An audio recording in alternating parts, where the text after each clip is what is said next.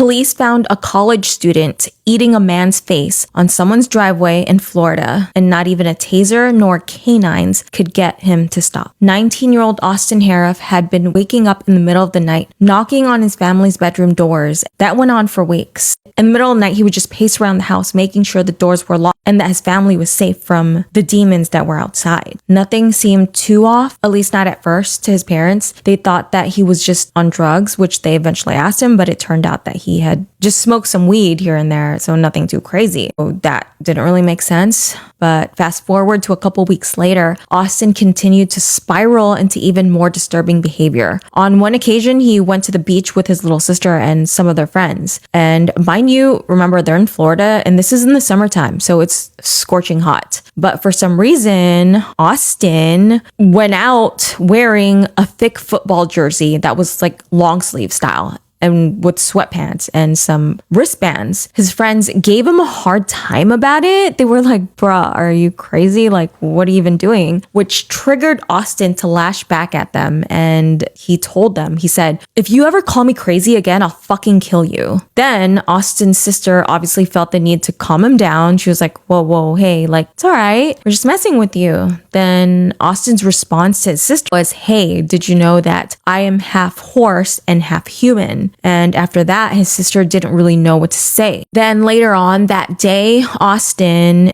his sister, and his friend went to meet up with Austin's dad and Austin's dad's girlfriend at this restaurant. Everyone there was present at the table having a normal dinner and just chit chat. When halfway through the meal, Austin suddenly just stood up and walked out. He walked out of the restaurant and he actually left his phone behind. And Austin actually walked to his mom's house, which was not that far from the restaurant. It was like not even a mile. And he broke in and went straight to the kitchen where he began to drink vegetable oil and ate Parmesan cheese. Austin's mom ran to the kitchen to see what all the commotion was about, and she saw Austin. She saw her son drinking the canola oil, and she was like, oh my goodness, what are you doing here? What is going on? She like cleaned up after him and she drove him straight back to the diner or restaurant wherever his dad was. Anyways, Austin went back in and sat back at the table like calmly, like nothing happened, like so casual. And that's when Austin's dad was like, okay, what the fuck is going on with you? Then Austin gets back up and he leaves. No explanation, nothing. And that was the last time his family saw him acting at least a little bit normal. It was around 9 p.m. when Austin was seen wandering miles away from his home. Witnesses said he seemed disoriented, almost like he wasn't fully there. He approached random homes and he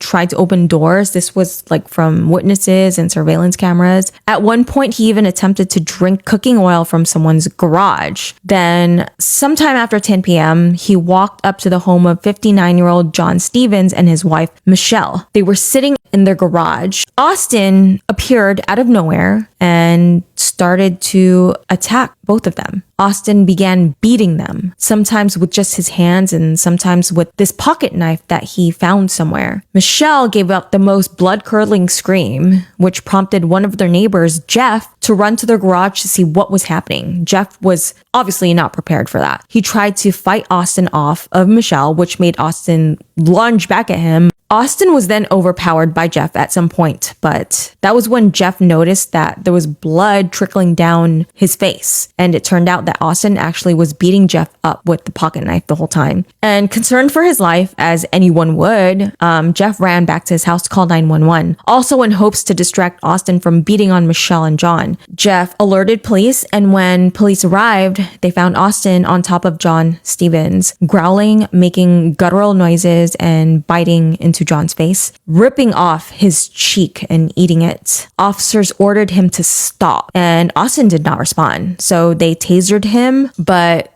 that did not faze Austin at all. So a police dog was released, and it began to bite Austin over and over, but still nothing, like no response from Austin. And Austin just kept biting at John. It took multiple officers to physically pull Austin off. And even then, they said that his strength was just abnormal. Sadly, John and his wife Michelle would end up dying from their injuries. And in 2022, Austin was found not guilty by reason of insanity, and he was committed to a mental health facility. Austin's dad actually even admitted the family had a history of schizophrenia. And yeah, it's just a really tough case. But I do believe that Austin was suffering from schizophrenia, because after police tased him, canines were biting into him. And police said that he wasn't bothered by that. Like, it didn't do anything. And in order for that to really unbother you and to unfaze you, you would have to be somewhere else in your head to just not even feel that. So imagine this. What if you're in this mental state where nothing feels real, where your brain is just misfiring and you genuinely don't understand what you're doing? What if you're trying to follow reality, but your mind is just somewhere else entirely? Because people always ask, like, how does someone just snap like that? And you know what? It happens. Like, truly, it happens to people, because maybe it doesn't feel like they're snapping to them at all. Like, whoever is going through schizophrenia or whatever that is, maybe it doesn't feel like they're snapping. You know, mental health doesn't always unravel slowly. Sometimes signs show up in subtle ways, like someone having paranoia here and there, and then they just slowly isolate themselves from everyone, and they begin to have obsessive thoughts or behavior that feels completely out of their character. And, you know, sometimes people just dismiss these signals as just like stress or a bad phase, or in their case, they thought that